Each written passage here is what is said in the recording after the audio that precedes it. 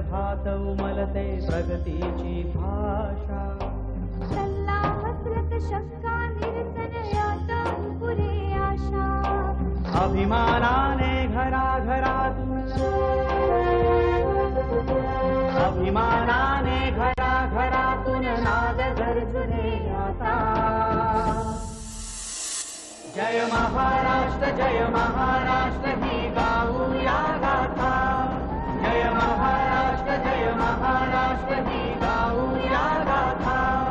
जय महाराष्ट्र ही गाऊया गाथा। नमस्कार। माहिती आणि जनसंपर्क महासंचालनालयाच्या जय महाराष्ट्र कार्यक्रमामध्ये आपलं सगळ्यांचं स्वागत। सध्या सर्व देशाला वेध लागलेले आहेत ते एका कार्यक्रमाचे, एका घोषणेचे, ती म्हणजे मेक इन इंडिया। आपण सगळे जाणताच की मेक इन इंडियाचा शुभारंभ या महाराष्ट्राची राजधानी असलेल्या मुंबईमध्ये होतोय। त्यामुळे महाराष्ट्राचे मुख्यमंत्री श्री देवेंद्र फडणवीस या सगळ्याची चर्चा करण्यासाठी आपल्या इथे आलेले आहेत। आपण त्यांचं स्वागत करूया। नमस्कार। नमस्कार। हा मेक इन इंडियाचा उपक्रम नक्की काय आहे? मेक इन इंडियाच्या अनुषंगाने मेक इन महाराष्ट्रासाठी त्यांचे काय योजना आहेत, त्यांचे काय प्रयत्न आहेत, या संदर्भात आपण अधिक जाणून घेणार आहोत। पण ती माहिती घेण्याआधी एक बघूया छोटीशी ध्वनिचित्रफीत। देशाचा विकास व्हायचा असेल तर तरुणांच्या हाताला काम मिळायला हवं। त्यासाठी देशाच्या मॅन्युफॅक्चरिंग अर्थात उत्पादन उद्योगाला चालना मिळणं गरजेचं आहे। ही गरज ओळखूनच पंतप्रधान नरेंद्र मोदी यांनी मेक इन इंडियाचा नारा दिला। महाराष्ट्र देशाच्या विकासाचं इंजिन, त्यामुळे जास्तीत जास्त गुंतवणूक महाराष्ट्रात होण्याची आवश्यकता आहे हे जाणून मुख्यमंत्री देवेंद्र फडणवीस यांनी राज्याची धुरा हाती घेतल्यापासूनच उद्योग वाढीसाठी पूरक वातावरण निर्माण करण्यावर भर दिला। माननीय पंतप्रधानांच्या धर्तीवर राज्यात मेक इन महाराष्ट्रचा नारा दिला। उद्योजकांना सर्व परवानग्या एकाच ठिकाणी मिळण्यासाठी मैत्री सेलची स्थापना करण्यात आली। शासनाची भूमिका आता सर्व्हिस प्रोव्हायडर ऐवजी फॅसिलिटेटरची झाली। आयटी पॉलिसी 2015 अंतर्गत राज्यातलं माहिती तंत्रज्ञान क्षेत्र जागतिक पातळीवर स्पर्धाक्षम होऊन राज्य एक प्रमुख हब म्हणून विकसित होत आहे। 10,000 हेक्टर क्षेत्रावर इंटिग्रेटेड आयटी टाउनशिप अंतर्गत वॉक टू वर्क ही संकल्पना साकारणाऱ्या स्मार्ट सिटीच्या उभारणीला चालना देण्यात आली आहे। ईज ऑफ डुईंग बिझनेस या मोहिमेअंतर्गत विविध विभागांकडून उद्योगांच्या उभारणीसाठी दिल्या जाणाऱ्या परवानग्यांची संख्या निम्म्यावर आणण्यात आली आहे। माननीय मुख्यमंत्री महोदयांच्या पुढाकारानं उद्योग वाढीसाठी राज्य, देश आणि विदेश पातळीवर प्रयत्न करण्यात येत आहेत। माननीय मुख्यमंत्र्यांनी स्वित्झर्लंडमधील डावोस तसंच जर्मनी, अमेरिका, चीन, इस्रायल या देशांच्या केलेल्या दौऱ्यात त्यांनी उद्योजकांना महाराष्ट्रात गुंतवणूक करण्यास उद्युक्त केलं। याचीच फलश्रुती म्हणजे जागतिक स्तरावरील महत्त्वाच्या कंपन्यांनी गुंतवणुकीबाबत महाराष्ट्राशी केलेले अनेक सामंजस्य करार। राज्यातले उद्योग व्यवसाय भरभराटीस यावेत यासाठी काही अटी शिथिल करण्यात येत आहेत। हे करत असताना मात्र कोठेही अनावश्यक तडजोडीला स्थान देण्यात आलेले नाही। सर्व कारभार स्वच्छ आणि पारदर्शी। याच पार्श्वभूमीवर देशातला पहिला मेक इन इंडिया सप्ताह मुंबईत 13 ते 18 फेब्रुवारी दरम्यान माननीय पंतप्रधानांच्या प्रमुख उपस्थितीत आयोजित करण्यात आला आहे। मुंबई हे भारताचं प्रवेशद्वार म्हणून विश्वात ओळखलं जातं, ते आता उद्योगवाढीचंही प्रवेशद्वार म्हणून ओळखलं जाईल एवढं निश्चित। मुख्यमंत्रीजी, या आपल्या जय महाराष्ट्रमध्ये आपलं सगळ्यांचं प्रेक्षकांतर्फे मनापासून स्वागत। मेक इन इंडिया हे नक्की प्रकरण काय? लोकांना त्याविषयी अतिशय मोठी उत्सुकता आहे की मेक इन इंडिया म्हणजे काय नक्की? बघा, जगाच्या अर्थव्यवस्थेने काही संधी तयार केल्या आहेत आणि काही संधी या आपल्या डेमोग्राफीमुळे, आपल्या लोकसंख्येच्या रचनेमुळे तयार झाल्या आहेत। आज आपला देश हा जगातला सगळ्यात युवा देश आहे आणि आपण जर बघितलं तर 2010 सालापासून जगाची जी डेमोग्राफी आहे तिचा कर्व उलटा व्हायला लागला। म्हणजे त्यांच्या लोकसंख्येच्या रचनेमध्ये आता दरवर्षी अवलंबून असलेल्या लोकांची भर पडणार आहे आणि काम करणाऱ्यांची संख्या कमी होणार आहे। कमवते हात कमी होणार आहे आणि त्यामुळे जसं आपण बघितलं की गेले 25-30 वर्ष चीनने जगाची फॅक्टरी म्हणून काम केलं, पण आता चीनमधली डेमोग्राफी म्हणजे लोकसंख्येची रचना ही बदलते। त्यासोबत त्या ठिकाणी मॅन्युफॅक्चरिंग हे परवडण्यासारखं राहिलेलं नाही। तिथल्या अर्थव्यवस्थेमध्ये थोडासा आता स्टॅग्नन्सी यायला लागली आहे। अशा परिस्थितीमध्ये संपूर्ण जग एक नवीन इन्व्हेस्टमेंटचं डेस्टिनेशन पाहत आहे। मॅन्युफॅक्चरिंगच्या क्षेत्रामध्ये नवीन संधी कुठे आहेत आणि नेमकं हेच आपल्या पंतप्रधानांनी ओळखलं आणि त्यांनी सांगितलं की भारताजवळ 3 डी आहेत, डेमोक्रेसी आणि डिमांड, आपली लोकशाही, लोकसंख्येची रचना आणि 125 कोटीची आपली लोकसंख्या असल्यामुळे उत्पादनाकरता त्याची भूक, या सगळ्या गोष्टी जर लिव्हरेज केल्या तर आपण जगाची फॅक्टरी बनू शकतो. आणि म्हणून मेक इन इंडियाचा एक नारा त्यांनी दिला. आणि आज वर्षभरामध्ये त्यांनी ज्या प्रकारे ब्रँडिंग केलं आहे, त्या ब्रँडिंगचा उपयोग करण्याकरता आपली शक्ती काय आहे, हा जो मेक इन इंडियाचा सिंह आहे हा जागा झालाय, तर जागा झाल्यानंतर याची ताकद काय आहे ही या मेक इन इंडियाच्या वीकच्या माध्यमातून आपण दाखवतोय, ज्यामध्ये खूप मोठ्या प्रमाणात देशातले आणि विदेशातले डेलिगेशन्स येणार आहेत. अनेक राष्ट्रांचे पंतप्रधान आणि राष्ट्रपती येणार आहेत. अनेक राष्ट्रांचे उद्योग मंत्री, कॉमर्स मंत्री येणार आहेत. 40 पेक्षा जास्त राष्ट्रांचे मोठे डेलिगेशन्स या ठिकाणी येणार आहेत. भारतातल्या 17 पेक्षा जास्त स्टेट्स याच्यामध्ये आपल्याला पार्टिसिपेट करताना दिसणार आहेत. आणि या सगळ्या माध्यमातून मॅन्युफॅक्चरिंगमध्ये भारताला काय ऑपॉर्च्युनिटीज आहेत, 27 वेगवेगळे सेक्टर्स आहेत. विशेषतः डिफेन्स मॅन्युफॅक्चरिंग असेल, टेक्स्टाईल असेल, SMEs असतील, स्टार्टअप्स असतील, या प्रत्येक गोष्टीच्या संदर्भातल्या भारतातल्या ऑपॉर्च्युनिटीज या तिथे शोकेस होणार आहेत.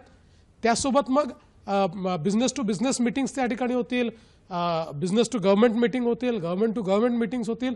यातनं एक खूप मोठं गुंतवणुकीचं दालन हे भारताकरता या माध्यमातून खुलं होणार आहे. आणि या एका कार्यक्रमातनं जगाला भारत घोषित करत आहे की आता मॅन्युफॅक्चरिंगचं डेस्टिनेशन हे दुसरं तिसरं कुठलंही नाही, तर ते भारत आहे. ऑपॉर्च्युनिटी इथे आहे, इथे गुंतवणूक करा, इथे रोजगार निर्मिती करा आणि इथनं जगाच्या उत्पादकतेची जी क्षमता आहे ती पूर्ण करा, अशा प्रकारची जी संकल्पना आहे. पंतप्रधान जेव्हा मेक इन इंडिया म्हणतात तेव्हा अर्थातच त्याचा एक अर्थ असा अभिप्राय असू शकतो की देशातली अनेक राज्यांनी सुद्धा त्या त्या राज्यांचं मेक इन अशी एक कार्यक्रम पत्रिका घ्यायला हवी. महाराष्ट्राने अर्थातच घेतली असेल. म्हणजे स्वातंत्र्यानंतरचा इतिहास बघितला, त्याच्या आधीचा जर काही महत्त्वाचा काळ टप्पा बघितला तर महाराष्ट्र हा नेहमी उद्योग आणि अर्थव्यवस्थेमध्ये आघाडीवर राहिलेला आहे. तर या अशा राज्याचं सारथ्य तुमच्या हाती आहे. तर या मेक इन इंडियाच्या निमित्ताने मेक इन महाराष्ट्र हा जो एक तुमचा एक वेगळा प्रयत्न आहे तो नक्की काय असणार आहे आणि जे आधी राज्य पुढे आहे त्याला अधिक पुढे नेण्यासाठी वेगळं काही करायला हवं का असं तुम्हाला वाटतं? अगदी योग्य प्रश्न आपण विचारला. खरं म्हणजे माझं अतिशय स्पष्ट मत आहे की मेक इन इंडियाची संकल्पना ही मेक इन महाराष्ट्राशिवाय पूर्ण होऊ शकत नाही. कारण महाराष्ट्र हे भारताचं पॉवर हाऊस आहे आणि आम्ही असं ठरवलं आहे की आमच्या अर्थव्यवस्थेमध्ये मॅन्युफॅक्चरिंगचा जो काही टक्का आहे वस्तू उत्पादन क्षेत्राचा हा 28% आम्हाला न्यायचा आहे आणि त्यातनं 20 लाख रोजगार आम्हाला तयार करायचा आहे. आणि त्या दृष्टीने आमचं मोठ्या प्रमाणात आज काम चाललेलं आहे. आणि मला असं वाटतं की याच दृष्टीने खूप आम्ही काम मागच्या एका वर्षात केलं, विशेषतः ईज इन डुईंग बिझनेस. कारण शेवटी जर आपल्याला जगाला आकृष्ट करायचं असेल तर या ठिकाणी एखादा उद्योग उघडणं हे सोपं असलं पाहिजे. मग आम्ही परमिशन्सची रेजिम कमी केली. ज्या ठिकाणी 75 परमिशन लागायच्या त्या आम्ही 37 पर्यंत आणि आता 25 पर्यंत खाली आणल्या. त्याला एका सिंगल फॉर्मवर आणलं. नुकतंच आम्ही मैत्री हे उद्योग विभागाच्या वतीनं आमचा जो इनिशिएटिव्ह चालतो त्याच्यामध्ये याला सगळ्याला एक सिंगल प्लॅटफॉर्मवर आणलं, ई प्लॅटफॉर्मवर आणलं. म्हणजे आता उद्योग जर उघडायचा असेल तर एक फॉर्म भरून ते कागदपत्र लावले की उद्योग विभागाच्या मैत्रीच्या माध्यमातून सगळ्या विभागांना ते जाईल.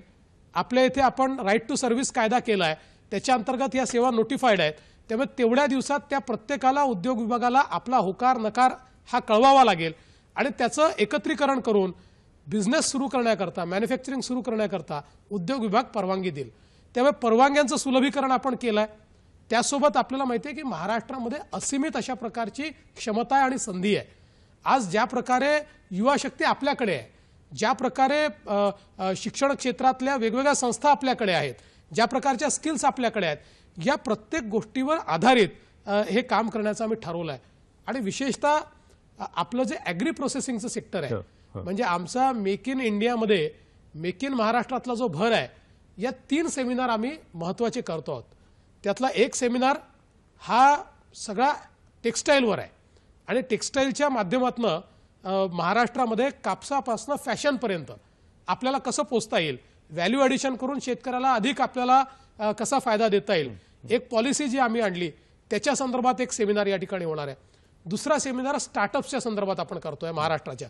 आपल्याला माहिती आहे की महाराष्ट्र हे इनोव्हेशन आणि स्टार्टअपचं डेस्टिनेशन होऊ शकतं आणि आपण नुकतीच इनोव्हेशन काउन्सिल देखील तयार केलेली आहे. आणि म्हणून या सगळ्या युवा शक्तीला स्टार्टअप्समध्ये गुंतवून त्यांचं मेंटोरिंग करायचं, त्यांचं हँड होल्डिंग करायचं, त्यांना आर्थिक मदत करायची, अशा प्रकारची जी पॉलिसी आहे त्या संदर्भातलं एक सेमिनार आहे. एक तिसरं सेमिनार जे आपण या ठिकाणी करतोय ते SMEsच्या संदर्भात करतोय. कारण आपलं अतिशय स्पष्ट मत आहे की जोपर्यंत स्मॉल आणि मीडियम स्केल इंडस्ट्रीज ज्या आहेत महाराष्ट्रातल्या याच्यात मोठी गुंतवणूक होणार नाही तोपर्यंत महाराष्ट्र पुढे जाऊ शकणार नाही. आणि एक सगळ्यात मोठं सेमिनार जे म्हणजे पूर्ण कार्यक्रमामध्ये होणार आहे ते फूड प्रोसेसिंगवर होणार आहे.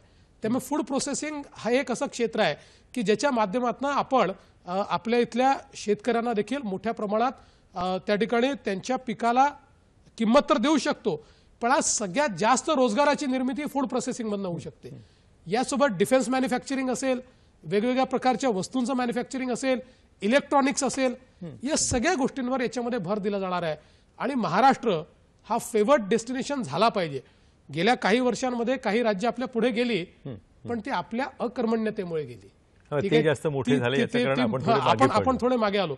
पण आता मला पुन्हा आनंद आहे की असोचेमनी महाराष्ट्राला पुन्हा फेवर्ड डेस्टिनेशन सांगितलं आहे आणि ते तसंच राहील आणि अतिशय वेगानं महाराष्ट्र या निमित्ताने पुढे नेण्याचा आमचा प्रयत्न आहे. तुम्ही जे सांगता त्यातला एक अतिशय महत्त्वाचा मुद्दा जाणवतो आणि तो सांगायला अधिक स्पष्टपणाने हवा तो म्हणजे उद्योगांनी अर्ज केला किंवा एखाद्याने उद्योग स्थापन करायची इच्छा व्यक्त केली की तिथपासून ते प्रत्यक्ष उद्योग सुरू होईपर्यंत जी काही प्रक्रिया असते ती तुमच्या म्हणण्यानुसार महाराष्ट्रात सुलभ होईल, अतिशय सुलभ होईल. काय झालं की महाराष्ट्रामध्ये आपण ईज इन डुईंग बिझनेसचे खूप इनिशिएटिव्ह घेतले पण तरी देखील आपला नंबर 8वा लागला आणि आम्ही अस्वस्थ झालो की हे सगळं करून 8वा का लागला. तर असं लक्षात आलं की आपल्याला जे पॉईंट्स कमी पडले ते एकाच कारणाने पडले की आपण हे सगळं ई प्लॅटफॉर्मवर आणलं नाही आणि त्यांची अपेक्षा अशी होती की एंड टू एंड ई प्लॅटफॉर्मवर आलं पाहिजे आणि तेच योग्य आहे. म्हणजे सरकारी अधिकाऱ्याचा चेहरा पाहायची गरज नाही. तर मग आपण त्याचा प्रयत्न सुरू केला आणि आत्ताच 8 दिवसापूर्वी आम्ही त्याचा सक्सेसफुल निर्णय केला, ते लॉन्च केला, आम्ही कॅबिनेटचा निर्णय केला आणि आता मैत्री हा आपला एक सिंगल प्लॅटफॉर्म आहे जो ई प्लॅटफॉर्म आहे की ज्या माध्यमातून तुम्ही अर्ज आणि कागदपत्र अपलोड केले की सायमल्टेनियसली सगळ्या विभागाला ते जाणार आहेत आणि त्या विभागाकडून तिकडे गेली म्हणजे बाबा कुबेरांकडे गेली, मग तिथनं अजून पवारांकडे गेली, मग तिथनं फडणवीसांकडे गेली, मग तिथनं अजून देशमुखांकडे गेली, असं नाही. एका वेळी आता सगळ्या विभागांना या कारण ती ई सिस्टीमच्या थ्रू चालली आहे आणि त्यांना त्यांची कार्यपद्धती ठरवून दिलेली आहे. म्हणजे केवळ या ठिकाणी इलेक्ट्रॉनिक यूज करतो असं नाही आपण, तर बिझनेस प्रोसेसचं रिइंजिनिअरिंग केलं आहे. त्यामुळे कोणी काय बघितलं पाहिजे हे देखील ठरवलेलं आहे, किती दिवसात रिस्पॉन्ड केलं पाहिजे हे देखील ठरवलं आहे. म्हणजे त्यांनी कमाल किती वेळ घेतला आणि हे सगळं एकत्रित करून त्या परमिशन द्यायचे. म्हणजे आपल्याला एक साधं उदाहरण सांगतो की 3 जे शॉप अँड एस्टॅब्लिशमेंट ऍक्ट, त्यानंतर आपलं जे लेबरचं एक इनिशियल लायसन्स लागतं, अशा 3 गोष्टी आम्ही ई प्लॅटफॉर्मवर टाकल्या आणि आपल्याला आश्चर्य वाटेल की 3 लाख लोकांनी अर्ज केला आणि सगळ्या लोकांना आम्ही वेळेत म्हणजे एकाही दिवसाचा डिले नाही आम्ही ते उपलब्ध करून देऊ शकलो. 7 दिवसात 8 दिवसात आम्ही ते उपलब्ध करून दिलं आणि त्यामुळे ई प्लॅटफॉर्मवर गेल्याचा फायदा हा आहे.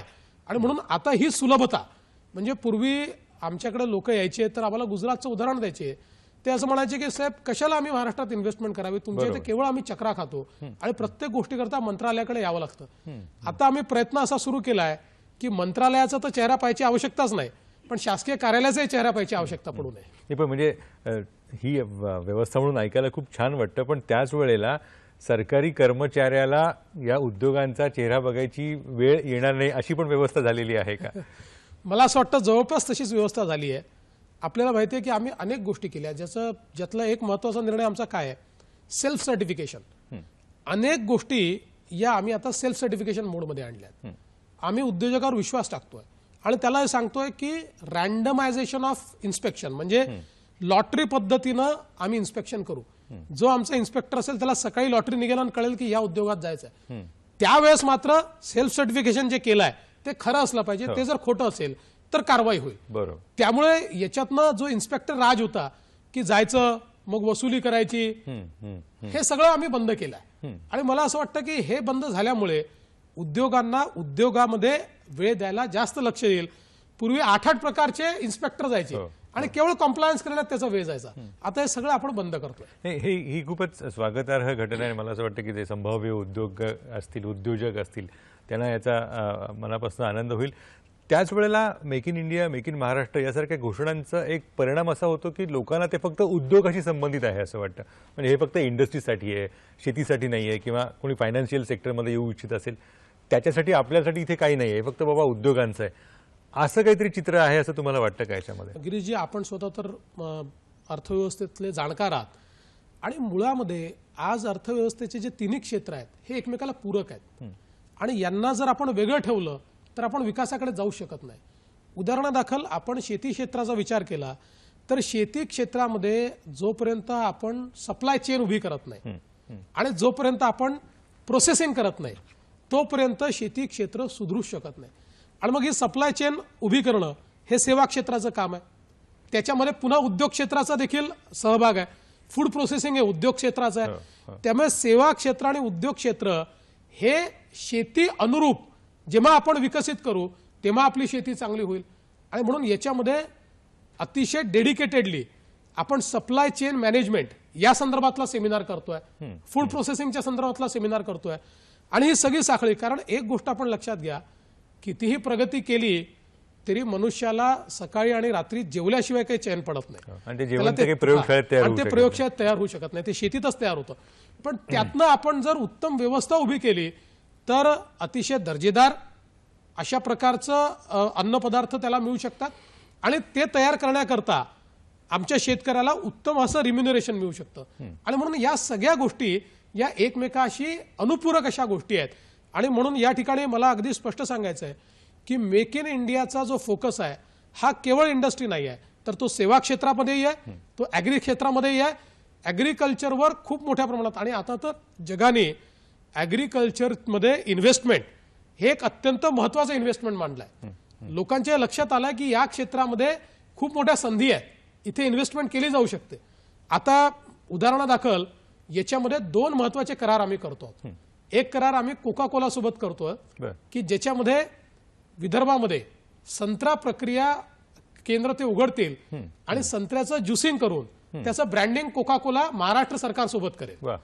त्याच्यासोबत दुसरं आम्ही रेमंड सोबत एक करार करतोय की ज्या कराराच्या माध्यमातून एक मोठं ते इंडस्ट्री लावतायत की ज्याच्यातनं कापसापासून कापडापर्यंत अशा प्रकारे मोठी इन्व्हेस्टमेंट ते करतायत आणि 15,000 लोकांना रोजगार देखील त्या माध्यमातून मिळणार आहे. तर आमचे जे करार होत आहेत हे करार देखील त्या ठिकाणी मोठ्या प्रमाणात फूड प्रोसेसिंग असतील, ॲग्री प्रोसेसिंग असतील, या संदर्भातले एमओयूज होत आहेत. आणि म्हणून मला वाटतं की या 3 गोष्टींना वेगळं करू नये. खूप वेळा राजकारणाच्या करता आपण असं म्हणतो हे काय फक्त उद्योगावर लक्ष आहे, मग ग्रामीण भागाचं काय होणार आहे. सगळ्यात महत्वाचं या अर्थव्यवस्थेतलं जर काही आपल्याला बदलायचं असेल तर आज शेती करता जो आपला शेतीवर रोजगाराकरता भर आहे, म्हणजे 50% लोक शेतीतनं रोजगार घेतात आणि शेतीचं राज्याच्या सकल उत्पन्नातला वाटा 11%, म्हणजे 50% लोक मिळून केवळ 11%वर जगतायत. याचा अर्थ ही रिअल एम्प्लॉयमेंट नाहीये. बरोबर. आणि म्हणून यातली मोठी एम्प्लॉयमेंट ही आपल्याला सर्व्हिस आणि इंडस्ट्री सेक्टरमध्ये न्यावी लागेल. आणि ती नेण्याकरता ॲग्रो प्रोसेसिंग आणि सप्लाय चेन मॅनेजमेंट ही आपल्याला तयार करावी लागेल. आणि जेव्हा ही सगळी म्हणजे रोजगारावरचा हा भार हा या क्षेत्रामध्ये येईल आणि त्या ठिकाणी आपण ऑप्टिमायझेशन करून आपण ज्यावेळेस उत्पादकता वाढवू तेव्हा शेतीचं क्षेत्र हे प्रॉफिटमध्ये येईल आणि आमचा शेतकरी आज ज्या अवस्थेत त्या अवस्थेतनं बाहेर पडेल. मला असं वाटतं की अर्धसत्य सांगून केवळ मतांचं राजकारण करायचं याच्या पलीकडे जाऊन आपल्याला पाहावं लागेल आणि विकासाचा मार्ग काय आहे हा समजून घ्यावा लागेल. आणि त्या मार्गावर जोपर्यंत आमच्या शेतकऱ्याला आम्ही नेणार नाही, मला असं वाटतं की तोपर्यंत शेती क्षेत्राची अवस्था बदलू शकत नाही. मुळात आपले मतभेद असतात, राजकीय मतभेद, सामाजिक मतभेद आणि त्यानंतर येणारे आर्थिक मतभेद. हे विकासाचा मार्ग कोणता यावरच असतात. तर या मेक इन इंडिया सारख्या मोठ्या एक ज्याला प्रचंड प्रमाणावर लोकांचं लक्ष लागून राहिलेल्या अशा उपक्रमातनं हे विकासाच्या विषयीचे मतभेद कमी होऊ शकतील का? आपल्याला काय वाटतं? मला असं वाटतं की निश्चित होऊ शकतील. आमचा प्रयत्न तर असा आहे की विकासाच्या मुद्द्यावर आपण एकमत केलं पाहिजे. आणि बघा, आपण जर भारताच्या अर्थव्यवस्थेचा विचार केला तर कमी अधिक प्रमाणात सगळ्यांनी तीच अर्थव्यवस्था चालवली आहे. 91-92 साली आपण ज्यावेळेस लिबरलायझेशन केलं, ग्लोबलायझेशन केलं आणि वैश्विकीकरणानंतर एक अर्थव्यवस्थेचा टोन सेटअप केला. त्यानंतर देशातला एकही राजकीय पक्ष असा नाही की जो सत्तेत आलेला नाही. म्हणजे काँग्रेस आली आहे, कम्युनिस्ट पार्टी आल्या आहेत, सोशलिस्ट पार्टी आल्या आहेत, भाजपा आली आहे, राईट विंग ज्याला तुम्ही म्हणता ते राईट विंग आले आहेत, ज्याला लेफ्ट विंग म्हणता ते लेफ्ट विंग आले आहेत, सेंटर विंग म्हणता ते सेंटर विंग आले आहेत. पण कोणीही अर्थव्यवस्थेमध्ये यू टर्न घेतलेला नाही. प्रत्येकाने अर्थव्यवस्थेची दिशा ही तीच नेली आहे. आणि मला असं वाटतं की आता ही प्रोसेस इरिव्हर्सिबल आहे. आज अगदी आपण रिइन्व्हेंटिंग द व्हील ज्याला इंग्रजीत म्हणतो हे करण्याची शक्यता राहिलेली नाही. मग आता ज्या परिस्थितीमध्ये आपण आहोत ती परिस्थिती स्वीकारून जर त्यातनं आपण आपल्या सामान्य माणसाच्या पदरी काय चांगलं पाडू शकतो याचा विचार केला तर मला असं वाटतं की आपले मतभेद आपण कमी करू शकू. आणि राजकीय दृष्ट्या ठीक आहे, अनेक गोष्टींवर वादविवाद होऊ शकतात, पण एका गोष्टीवर तर कोणाचाच विवाद नाही आहे की आपल्याला काम करायचं आहे ते गरिबी निर्मूलनाकरता करायचं आहे, आपल्याला काम करायचं आहे ते शेतीच्या स्थैर्याकरता करायचं आहे, शाश्वत शेतीकरता करायचं आहे, आपल्याला काम करायचं आहे ते आपल्या राज्यातल्या आणि देशातल्या बेरोजगार तरुणांच्या हाताला काम देण्याकरता करायचं आहे. आणि मग या दृष्टीने मला असं वाटतं की आपण जर थोडी वाटचाल करू लागलो आणि काही गोष्टींवर एकमत आपण करू शकलो तर खूप मोठा बदल याच्यामध्ये होऊ शकेल. जायचं कुठे यावर सगळ्यांचं एकमत आहे. कसं जायचं हा मला असं वाटतं मतभेदाचा एक अतिशय पारंपरिक अशा स्वरूपाचा मुद्दा आहे. पण एक प्रश्न मला याच्यामध्ये जाणवतोय आणि जो अनेकदा विचारला गेला म्हणजे उद्योगांच्या पातळीवरती तो असा की हे सगळं तुम्ही जेव्हा करतं, सरकार जेव्हा करतं त्यावेळेला हे सगळं नव्या उद्योगांसाठी सगळं होतं. आहेत त्या उद्योगांचं काय का त्यांना काही त्याच्यामध्ये स्थान नाहीये का? त्यांनी कसं आता याच्या पुढचा कारभार आपला कसा रेटायचा? त्यांच्यासाठी वातावरण निर्मितीतला हा जो नवीन बदल आहे हा त्यांना पण अनुभवता येईल का? नाही, मला असं वाटतं की पहिली गोष्ट अशी आहे जेव्हा मोठ्या प्रमाणात गुंतवणूक होते आणि मार्केट एक्सपांड होतं त्यावेळी संधी ही सगळ्यांनाच प्राप्त होते. जशा नव्या उद्योगांना आपण काही कन्सेशन्स देतो तसंच जुन्या उद्योगांना मार्केटमध्ये असण्याचा फायदा मिळत असतो. आणि दुसरं असं आहे की जवळजवळ या सगळ्या उद्योगांना महाराष्ट्रामध्ये तर कुठल्या ना कुठल्या इंडस्ट्रियल प्रमोशन स्कीमचा फायदा मिळालाच आहे. म्हणजे आपण साधारण 1976 पासून वेगवेगळ्या प्रकारच्या इंडस्ट्रियल प्रमोशन स्कीम्स चालवतो आहोत, त्यामुळे कुठल्या ना कुठल्या प्रकारचा फायदा मिळालाच आहे. आणि म्हणून केवळ नवीन नाही तर जुन्यांकरता देखील ह्या सगळ्या ज्यावेळेस इज ऑफ डुईंग बिझनेस आपण करतो त्यावेळी त्यांना देखील त्याचा फायदा मिळतो. एकीकडे त्यांचा बिझनेस सीमलेस चालतो, दुसरं नवीन येणाऱ्या माणसाला मार्केट तयार करावं लागतं. जो मार्केटमध्ये आहे त्याला मार्केट एक्सपांड झाल्याचा फायदा घेऊन आपला मार्केट शेअर वाढवता येतो. आणि म्हणून या सगळ्यांकरता मात्र यात जे बंद पडलेले उद्योग आहेत यांच्याकरता मात्र काही ना काही नीती तयार झाली पाहिजे. आणि माझी देखील अपेक्षा आणि केंद्र सरकार देखील तो प्रयत्न करते आहे की विशेषतः आमचं हे जे कॅपिटल या ठिकाणी गुंतलेलं आहे, अडकून पडलेलं आहे. आणि काय होतं की आम्ही म्हणजे ज्यावेळेस विचार करतो त्यावेळेस त्याचा खरा फायदा कोणाला, नुकसान कोणाला. म्हणजे आता लेबरचे ड्यूज दिले नाहीत म्हणून आम्ही त्याचा पुनर्वापर करत नाही, त्या मत्तेतलं कॅपिटल अडकवून ठेवतो आणि 20-20 वर्ष त्या लेबरला काहीच मिळत नाही कारण ती मत्ता तशीच अडकलेली असते. त्यामुळे त्याची पिढी संपून जाते, त्या कामगाराला काहीच मिळत नाही आणि त्याच्यानंतर ते फ्री अप झाल्यानंतर त्या मत्तेची उपयोगिता संपली असते. म्हणजे आम्ही राष्ट्रीय नुकसान करतो. म्हणून पॉलिसीज या थोड्याशा आपल्याला अधिक डायनामिक केल्या पाहिजे. पण हे करताना ज्या क्षणी आपण लेबरचा फायदा होईल अशी जरी पॉलिसी केली तरी देशामध्ये मोठ्या प्रमाणात लोक ओरड करतात की हे कामगार विरोधी आहेत, कामगारांचं नुकसान होत आहे. मी आपल्याला खूप स्पष्टपणे सांगतो की अनेक कायदे या देशातले राज्यातले असे आहेत की ज्यांनी लेबर मार्केट बंद करून ठेवलं आहे. आणि जेव्हा लेबर मार्केट बंद असतं त्यास लेबरचा फायदा होत नाही, त्यास उद्योगांचा फायदा होतो. त्याच अनुषंगाने लेबर मार्केट ओपन झालं पाहिजे. पण ही प्रोसेस फार कठीण प्रोसेस आहे. प्रयत्न तो आमचा चाललेला आहे, पण त्याच्यामध्ये ज्या वेगवेगळे स्टेक होल्डर्स आहेत, विशेषतः ज्या लेबर युनियन्स आहेत, यांच्याशी अधिक संवाद करून आम्ही त्यांना हे सांगण्याचा प्रयत्न करतो आहोत की तुम्ही कायदे अडवल्यामुळे तुम्ही या ठिकाणी लेबर करता संधी तयार करत नाही, त्यांना अडकवून ठेवलाय. त्यांना जी संधी मिळू शकते, जास्तीचं रोजगार निर्मिती जी होऊ शकते ती तुम्ही थांबवून ठेवली आहे. अर्थात कधी ना कधी त्यांना निश्चितपणे ते पटेल आणि ते पटल्यानंतर ते रिफॉर्म्स करता येतील. आणि तोच एक महत्त्वाचा मुद्दा आहे. याचं कारण असं की ज्या वेळेला नवीन काही सुरू करतो त्याच्या वेळेला हे कामगार कायदे नावाचा एक प्रचंड जुना आणि अत्यंत समाजवादी विचारसरणीतनं असा घट्ट रुजून बसलेला असा एक आपल्याकडे एक मोठा अडसर या सगळ्यामध्ये आहे. तर भारताच्या बाहेर भारताविषयी बोलताना म्हणतात सगळे असे की उद्योग सुरू करणं भारतामध्ये जेवढं अवघड आहे त्याच्यापेक्षा उद्योग बंद करणं हे अधिक अवघड आहे. कारण तुम्ही भांडवलाला आणि भांडवलदारांना त्याच्यातनं गुंतवणूक परतच घेऊ देत नाही. तर या व्यवस्थेमध्ये तुम्ही त्याबाबतही काही महत्त्वाचं करू इच्छिता का? जसं केंद्र सरकारने आपली दिवाळखोरीची एक नवीन धोरण जाहीर केलेलं आहे उद्योगांसाठी. महाराष्ट्राच्या पातळीवर तसे काही अपेक्षा आहे का? मुळामध्ये यातले महत्त्वपूर्ण कायदे आणि जे अडकलेलं कॅपिटल आहे हे केंद्र सरकारच्या अखत्यारीत येतं, त्यामुळे त्यांच्याच माध्यमातून ते चाललेलं आहे. पण मला असं वाटतं की काही ना काही विचार आपण केला पाहिजे. एक उदाहरण आपल्याला सांगतो की एक आपण पूर्वी फार चांगला कायदा तयार केला आणि आपण असं म्हटलं की 100पेक्षा जास्त ज्या ठिकाणी लेबर असतील त्याच्याकरता एक वेगळी एक्झिट पॉलिसी आपण तयार केली. पण त्याचा परिणाम काय झाला? त्या काळामध्ये 100 म्हणजे खूप मोठी संख्या होती. आता ती मोठी संख्या राहिली नाही. मग लोकांनी काय केलं? 99 लोक अपॉइंट करायचे आपल्या रेग्युलर रोलवर आणि उरलेले 200-300 लोक हे कंत्राटी घ्यायचे. आणि शेवटी लेबर मार्केट आपण अडवून ठेवल्यानंतर हीच परिस्थिती येणार आहे. आज ज्यावेळेस काही राज्यांनी 100 वरनं ती 300 वर नेली, त्याचा फायदा काय झाला? त्याचा फायदा असा झाला की 200 लोक हे इन्फॉर्मल सेक्टरमधनं फॉर्मल सेक्टरमध्ये आले, एकदम अधिकृत म्हणजे 3 पटीने रोजगार वाढला. पण आता हे करायचं तर ज्या क्षणी तुम्ही हे करायचा विचार करता त्या क्षणी तुम्ही उद्योगधार्जिणे होता, त्या क्षणी तुम्ही कॅपिटलिस्ट मेंटॅलिटीचे होता.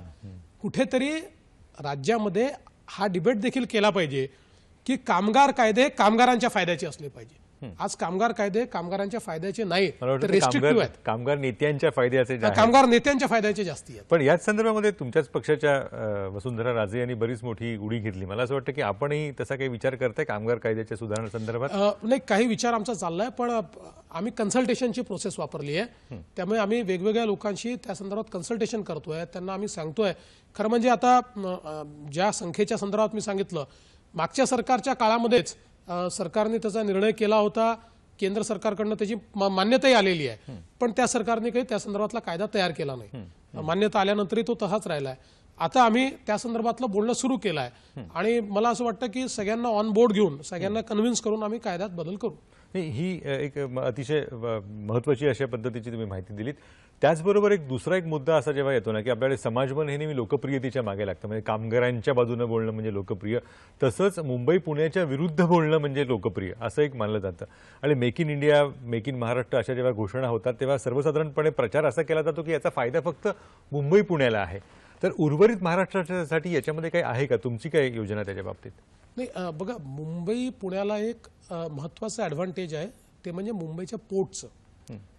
आणि जगाच्या पाठीवर पोर्ट लेड डेव्हलपमेंट ही सगळ्यात महत्त्वाची ठरलेली आहे. जिथे पोर्ट आहे तिथे विकास मोठ्या प्रमाणात होतो. मुंबईचा पोर्ट म्हणून जो रीच आहे हा पुण्यापर्यंत आहे, इकडे नाशिकपर्यंत आहे, थोडासा पलीकडे अगदी किंचित औरंगाबादपर्यंत काही क्षेत्रात गेला आहे, पण त्याच्या पलीकडे तो जाऊ शकत नाही. आणि म्हणून आपल्या इथे ही गोष्टही खरी आहे की उद्योगाचं जे जाळं आहे हे या गोल्डन ट्रायंगलमध्ये मोठ्या प्रमाणात झालं आहे, इतर भागांमध्ये ते कमी झालं आहे. पण या संदर्भात देखील आम्ही 2 महत्त्वाचे निर्णय या निमित्ताने घेतले. पहिला निर्णय आम्ही असा घेतला की जोपर्यंत आपण या क्षेत्रातल्या सवलती आणि नंदुरबारची सवलत, गडचिरोलीची सवलत, अमरावतीची सवलत या सारख्याच राहतील तर मग लोक तिथे का जातील? बरोबर.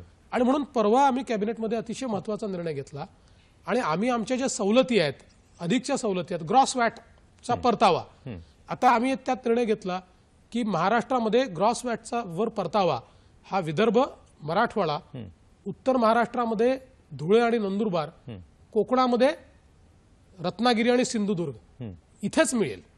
आणि त्याच्यामुळे या भागामध्ये नवीन उद्योग येण्याकरता आता प्रोत्साहन मिळेल. कारण जो काही एक पोर्ट लेड डेव्हलपमेंटचा फायदा इकडे आहे आणि ते नुकसान तिथे आहे ते ग्रॉस वॅट मधनं कव्हर होईल आणि त्यामुळे तिथे मोठ्या प्रमाणात उद्योग जाऊ शकेल. किंवा आता आम्ही जो ठरवला आहे की नागपूरपासून मुंबईपर्यंत कम्युनिकेशन सुपर एक्सप्रेसवे करायचा, म्हणजे 8 तासात आपल्याला जेएनपीटी पर्यंत पोहोचता आलं पाहिजे. नागपूरहून 8 तासात जर आपण जेएनपीटीला आलो, औरंगाबादहून जर 4 तासात आपण जेएनपीटीला आलो तर हे जे लोकेशनल ऍडव्हान्टेज आहे हे अख्ख्या महाराष्ट्राला मिळेल. इथे महाग जमीन कशाला घेतील? आणि मग 14 जिल्हे जे आहेत हे 14 जिल्हे थेट आपण पोर्टशी जोडू शकू आणि त्या माध्यमातून ही जी पोर्टलेट डेव्हलपमेंट आहे ही सगळीकडे आपल्याला नेता येईल. किंवा आता इलेक्ट्रॉनिक पॉलिसी आपण तयार करतोय या निमित्ताने, त्याच्यामध्ये आपण फॅब पॉलिसी आणतोय. कारण आपल्याला माहिती आहे की इलेक्ट्रॉनिक्सच्या संदर्भात म्हणजे आपण सॉफ्टवेअरवाले लोक आहोत, पण हार्डवेअरमध्ये आपल्याकडे जे मोबाईल फोन तयार होतात खरेदी होतात 93% आपण आयात करतो, 60% फक्त तयार करतो. साधी टीव्हीची स्क्रीन आपण तयार करत नाहीये. इलेक्ट्रॉनिक्सचं आपलं इम्पोर्ट हे 2030 सालापर्यंत ऑइलपेक्षा जास्त असणार आहे, पेट्रोल डिझेलपेक्षा जास्त असणार आहे. आणि म्हणून आपल्या देशामध्ये तयार झालं पाहिजे. मग आता आम्ही त्याची पॉलिसी तयार केली आहे. इलेक्ट्रॉनिक पॉलिसीमध्ये आम्ही फॅब पॉलिसी आणतोय. ज्याप्रमाणे केंद्र सरकारने त्याच्याकरता कॅपिटल सबसिडी दिली आहे ती आम्ही द्यायला तयार आहोत. पण हे सगळं आम्ही कुठे म्हणतो आहोत? हे आम्ही म्हणतो मागास भागामध्ये जर तुम्ही उद्योग आणला आम्ही तुम्हाला या सगळ्या व्यवस्था उभ्या करून देऊ. पण एक याच्यातलं एक महत्त्वाचं जो निरीक्षण जे असतं ना की बाजारपेठेच्या गरजा आणि उपलब्ध कौशल्य यांची सांगड घातली जात नाही. त्यामुळे मग बाहेरनं मजूर येणं इथपासून सगळे वेगवेगळे त्याच्यामुळे प्रकरणं घडतात. तर इथला कौशल्य विकास बाजारपेठेच्या अनुषंगानं व्हावा यासाठी काही आपला विचार आहे? नाही, आता मी आपल्याला उदाहरणादाखल सांगतो की आता आपण शेंद्रा बिडकीनला पहिलं नोड तयार करतोय दिल्ली मुंबई इंडस्ट्रियल कॉरिडॉरचं आणि DMICचं देशातलं पहिलं नोड तिथे तयार होतंय. महाराष्ट्र सगळ्यात पुढे गेलाय. आता मी आपल्याला सांगतो की मी बघितलं औरंगाबादचे जे आमचे इंडस्ट्री सेक्टरमध्ये काम करणारे लोक आहेत, तिथले असोसिएशन्स आहेत, अतिशय प्रोएक्टिव्ह आहेत. इतक्या मोठ्या प्रमाणात त्यांनी चांगले इनिशिएटिव्ह घेतले. त्या ठिकाणी स्किल डेव्हलपमेंटचं काम त्यांनी केलं. ऑटो क्लस्टर त्यांनी त्या ठिकाणी तयार केलं. मुळामध्ये यांच्याकडे लक्षच दिलं गेलं नाहीये, यांना शोकेसच केलं गेलं नाहीये. तीच परिस्थिती आज नागपूरची आहे, तीच अमरावतीची आहे.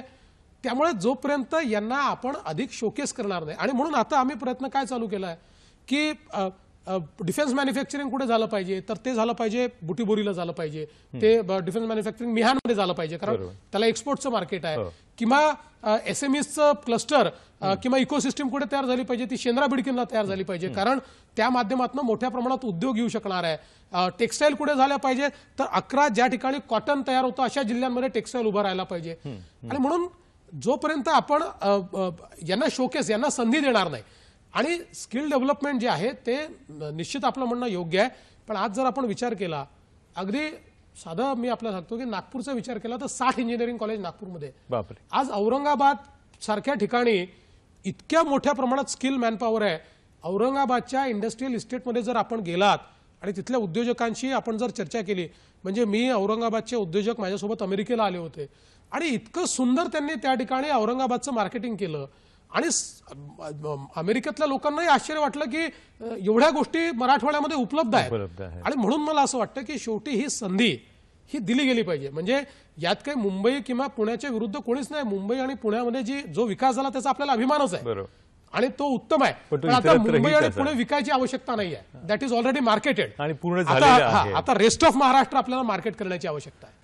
महाराष्ट्राचे मुख्यमंत्री make in Maharashtra make in India या अनुषंगाने आपलीची चर्चा करतायत. या चर्चेचा शेवटचा टप्पा आता सुरू होतोय. तुम्ही मगाशी बोलताना असं म्हणालात की काही महत्त्वाचे करार मदार याच्यामध्ये केले जाणारे 2 करारांचा तुम्ही उल्लेख केलात. एकंदर कराराच्या अनुषंगाने हल्ली लोकांना गुंतवणूक किती येते याचे एक मोठे आकडे सांगायची पद्धत आहे, गरजही असते, चांगलंही आहे. काय अपेक्षा आहे तुमची गुंतवणुकी संदर्भात? मी एवढंच आज सांगेन कारण आकड्यांमध्ये जाणं योग्य नसतं. आकडे अनेकदा फसवे असतात. पण मी एवढंच सांगेन की प्रचंड मोठी गुंतवणूक या निमित्ताने महाराष्ट्रात येऊ घातली आहे. आणि दुसरा आमचा फोकस काय आहे बघा, 2 प्रकार असतात. एक प्रकार असा असतो की आकडा मोठा सांगता आला पाहिजे म्हणून MOU करायचे आणि दुसरा असतो की केलेले MOU ट्रान्सलेट करायचे. आमचा प्रयत्न असा आहे की जे MOU आम्ही करू ते ट्रान्सलेट झाले पाहिजे. मी मागच्या काळामध्ये मागच्या वर्षभरामध्ये काही राष्ट्रांमध्ये गेलो, काही राज्यांमध्ये गेलो, काही इंडस्ट्रियल प्रमोशनच्या सेमिनार्समध्ये गेलो. या प्रत्येक ठिकाणी जो MOU केलाय आज माझ्याजवळ त्याची माहिती आहे की तो कुठल्या स्टेजला आहे, त्याच्यातलं किती ट्रान्सलेट झालेला आहे, किती पाईपलाईनमध्ये आहे. आणि म्हणून याही वेळी मी आमच्या सगळ्या विभागांना सांगितलं की तुम्हाला MOUचे टार्गेट नाही आहे, तुम्हाला ट्रान्सलेशनचे टार्गेट आहे. MOU जो कराल तुम्ही जर 5 रुपयाचा केला तरी तो जमिनीवर आला पाहिजे. आज मी आपल्याला एवढंच सांगतो वेगवेगळ्या क्षेत्रात मोठ्या प्रमाणात गुंतवणूक येते आहे आणि आज शेवटी हे सगळे MOU करताना आम्ही केंद्र सरकारची पण परमिशन घेतलेली आहे. आणि आज कॉमर्स मिनिस्टर केंद्राच्या आल्या होत्या त्यांनी देखील सांगितलं की मोठ्या प्रमाणात जे फॉरेन डेलिगेट्स येत आहेत ते त्यांना सांगतात की आम्हाला महाराष्ट्रात गुंतवणूक करायची आहे आणि आम्हाला महाराष्ट्रासोबत MOU करायचा आहे. त्यामुळे हा आकडा वाढत जाणार आहे. आज मी एवढंच सांगतो की आपल्या सगळ्यांना अतिशय समाधानकारक वाटेल अशा प्रकारची गुंतवणूक या कार्यक्रमातून महाराष्ट्रात येईल. आणि तुम्ही म्हणालात की त्याचं प्रत्यक्ष रूपांतर जमिनीमध्ये गुंतवणुकीमध्ये होईल. कारण झालंय कसं हल्ली की प्रत्येक मुख्यमंत्री म्हणजे आता उदाहरणार्थ अन्य कुठल्याही राज्यात आहे की ज्यांच्या राजकारणामुळे उद्योगांना सोडून जावं लागलेलं आहे ते सुद्धा आता मेक इन अमुक मेक इन तमुक असं करतायत. या सगळ्या स्पर्धेमध्ये तुम्ही दिसत नाही, तुम्हाला ते स्वभावाचा भाग नसावा, पण तरीसुद्धा महाराष्ट्राचं म्हणून एक अग्रगण्य स्थान उद्योगामध्ये आहे ते कोणी नाकारू शकत नाही. हे स्थान अबाधित राहावं यासाठी या मेक इन इंडिया आणि मेक इन महाराष्ट्राच्या कार्यक्रमाच्या जोडीला शासकीय पातळीवर तुम्ही काही नवीन घोषणा जाहीर केल्यात, नवीन सोयी सुविधा जाहीर केल्यात. हा बदल सातत्यानं पुढे राहील यासाठी काही वेगळी योजना आहे का? कारण हा एक 8 दिवसाचा कार्यक्रम झाला, लोकांना झगझगाट बघायला मिळाला, खूप मज्जा आली, पण नंतर येरे माझ्या मागल्या अशी परिस्थिती होणार नाही याची काही आपण तजवीज केलेली आहे का? याकरता एक नवीन पद्धत मी सुरू केली आणि प्रत्येक विभागाला मी KRA दिले आहेत, की रिझल्ट एरियाज, आणि त्याच्यामध्ये त्या प्रत्येकाने एका वर्षामध्ये काय काय करायचं आहे. उद्योग विभागाचे जे KRAs आहेत याच्यामध्ये त्यांनी इज इन डुईंग बिझनेसमध्ये काय काय करायचं आहे, प्रोसेसेस कशा रिइंजिनियर करायच्या आहेत, अशा सगळ्या गोष्टी दिलेल्या आहेत. किती गुंतवणूक आणायची आहे, ती कुठल्या क्षेत्रात आणायची आहे, आणि त्यामुळे प्रत्येक विभागाला हे KRAs दिल्यामुळे, आणि याची साधारणपणे महिन्यातून एकदा मी बैठक घेतो आणि प्रत्येक विभागाचा आढावा घेतो की तुमच्या विभागाचे KRAs हे होते. सोशल जस्टिस विभाग तुम्हाला अनुसूचित जातीकरता 25,000 घरं बांधायची KRA दिले होते, किती झाले सांगा. किंवा इंडस्ट्रीज विभाग तुम्हाला एवढ्या कायद्यांमध्ये इज ऑफ डुईंग बिझनेसच्या अंतर्गत प्लॅटफॉर्म तयार करायला सांगितलं होतं, किती झाले सांगा. किंवा तुम्हाला या क्षेत्रात गुंतवणूक आली पाहिजे अशा प्रकारचं सांगितलं होतं, किती आली सांगा. किंवा MIDC किती तुम्ही नवीन प्रकारचे उद्योग आकृष्ट केले. असं प्रत्येकाचे KRAs आहेत आणि त्या प्रत्येक विभागाची बैठक घेऊन त्यांच्या KRAs मध्ये काय झालंय, त्यामुळे ही एक ऑनगोईंग प्रोसेस आम्ही केली आणि याच्याकरता एक डॅशबोर्ड तयार केलाय. म्हणजे त्या डॅशबोर्डवर रिअल टाइम मध्ये मला हे बघता येतं की विभागाचं टार्गेट काय होतं, ते किती पूर्ण झालं. त्याच्यामध्ये एक कॉलम आहे ज्याच्यामध्ये विभागाचं सचिव सांगतात की आम्ही काय केलं. दुसऱ्या कॉलम मध्ये त्याच्यावर मुख्य सचिवांची कमेंट असते आणि मार्किंग असतं, काय कुठल्या टप्प्यावरती काय अगदी त्याचं मार्किंग करतात ते की 10 मार्क पैकी 8 मार्क मिळाले, 10 पैकी 9 मार्क मिळाले, आणि मग ते शेवटी माझ्या कमेंट करतात, ते माझ्याकडे येतं. असं मला माझ्या आयपॅडवर रिअल टाइम मध्ये दिसतं. हा डॅशबोर्ड सगळ्या विभागांना उपलब्ध आहे. म्हणजे कुठला विभाग त्या डॅशबोर्डवर जाऊन आपल्या विभागाचा KRA काय होता आणि आपण काय कुठे पोहोचलोय हे बघू शकतो आणि दुसऱ्या विभागाशी आपल्याला कम्पेअर करू शकतो. त्यामुळे एक ऑनगोईंग प्रोसेस आम्ही तयार केलेली आहे की ज्या माध्यमातून, आणि विभागांमध्ये उत्साह आहे. म्हणजे अनेक विभागांचं KRA 75% पूर्ण झाले आहेत, काही विभागांचे 90% पूर्ण झाले आहेत. त्यामुळे मला असं वाटतं की ही प्रोसेस आम्ही सुरूच ठेवणार आहोत. आता हा मेक इन इंडियाचा उद्घाटनाचा कार्यक्रम महाराष्ट्रामध्ये होईल, एक मोठा मान या निमित्ताने आपल्याला मिळतोय. समजा असं केंद्राच्या पातळीवरती ठरलं आणि एकंदर सध्याचं वातावरण लक्षात घेता ठरेल सुद्धा की दरवर्षी याचा एक आढावा घेतला जावा, पुढच्या वर्षी 1 वर्षानंतर मेक इन इंडियाचं काय झालं असं जर समजा करायचं ठरवलं तर पुढच्या वर्षी महाराष्ट्रात या सगळ्याचा काय काय परिणाम झालेला असेल असं तुम्हाला वाटतं? शेवटचा प्रश्न यातला अशासाठी की या 1 वर्षामध्ये तुम्ही आता सांगता की जी एक पद्धत तुम्ही राखून दिलेली आहे, तर पुढच्या वर्षी या सगळ्याकडे बघताना आपण कुठल्या टप्प्यावरती असू असं तुम्हाला लोकांना सांगायला आवडेल? नाही, मी एवढंच सांगू शकतो की आपण खूप मोठी मजल गाठलेली असेल. वेगवेगळ्या क्षेत्रामध्ये गुंतवणूक, वेगवेगळ्या क्षेत्रामध्ये गुंतवणुकीच्या संधी, या सगळ्या आपण तयार केलेल्या असेल. म्हणजे एक मी सांगण्यात राहिलं की आपण मुंबईला देखील शोकेस करतोय आणि मुंबई हे देशाचं कमर्शियल, फायनान्शियल आणि एंटरटेनमेंट कॅपिटल आहे. आणि त्यामुळे इथल्या ज्या संधी आहेत फायनान्शियल सेक्टरच्या, मुंबईला इंटरनॅशनल फायनान्शियल सर्व्हिसेस सेंटर तयार करण्याच्या दृष्टीनं आपण शोकेसिंग करतोय. त्यामुळे या सगळ्या संधी केवळ या एका सप्ताहापुरतं नाही, तर निश्चितपणे 1 वर्षानंतर मी सांगू शकेन की आम्ही कुठे होतो, आम्ही कुठला मार्ग अनुसरला आणि कुठे येऊन पोहोचलो. आणि अतिशय दैदिप्यमान अशा प्रगती, खरं म्हणजे 1 वर्ष फार लहान काळ असतो, पण तरी आम्ही करून दाखवू, मला विश्वास आहे. याच्यात एक छोटासा फक्त उपप्रश्न जाता जाता, इंटरनॅशनल फायनान्स सेंटर मुंबईला असावं असा एक आपल्या आधीपासून एक बोलबाला होता, आपणही त्याच्यासाठी बराच रेटा दिला, पण आपल्याच पक्षाचं सरकार गुजरातमध्ये आहे, गुजरात पण मोठ्या प्रमाणावर आघाडी घेत आहे, आपण करणार आहोत मुंबईमध्ये ते? नाही, आपण निश्चित मुंबईमध्ये करतो आहोत आणि त्याकरता आपण एक टास्क फोर्स तयार केला आहे. आपले जे केंद्रीय फायनान्सचे राज्यमंत्री आहेत ते त्याचे आपण अध्यक्ष केलेले आहेत. आपण खूप पुढे त्याच्यामध्ये गेलेलो आहोत. त्याच्यामध्ये आपण वेगवेगळे स्टेक होल्डर्स घेतलेले आहेत. त्याची जागा आपण आयडेंटिफाय केलेली आहे. त्याच्या संदर्भातल्या ज्या काही बाकी तरतुदी कराव्या लागतात त्या तरतुदी आपण केल्या आहेत. आणि आपल्याला मी म्हणजे एक मजेदार गोष्ट सांगतो, अजून बिल्डिंग प्लॅनच तयार व्हायचा आहे, पण आतापर्यंत आमच्याकडे 40 मजले हे घेण्याकरता प्रपोजल्स आलेले आहेत. आणि शेवटी मुंबईचं एक आपलं ऍडव्हान्टेज आहे. आणि दुसरं माझं म्हणणं असं आहे की गिफ्ट सिटी आणि मुंबई हे कॉन्फ्लिक्टिंग नाही आहे, हे कॉम्प्लिमेंटिंग आहे. कारण शेवटी फायनान्शियल सेंटर हे काही एकाच ठिकाणी असतं असं नाही आहे.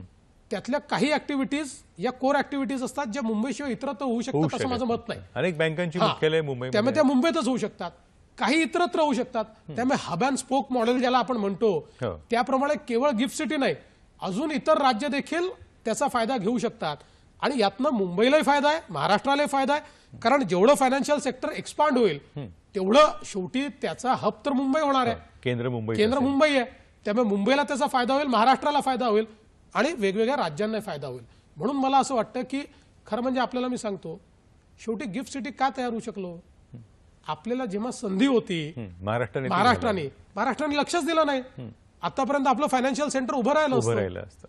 आपण करत नाही आणि आपण करत नसल्यामुळे जो काही एक व्हॅक्यूम तयार झाला तो गिफ्ट सिटीने घेतला. महाराष्ट्राच्या निष्क्रियतेचा फायदा इतर राज्यांना मिळाला असं सर्वसाधारणपणे चित्र आहे. अन्य राज्य त्यामुळे मधल्या काळात पुढे गेली होती.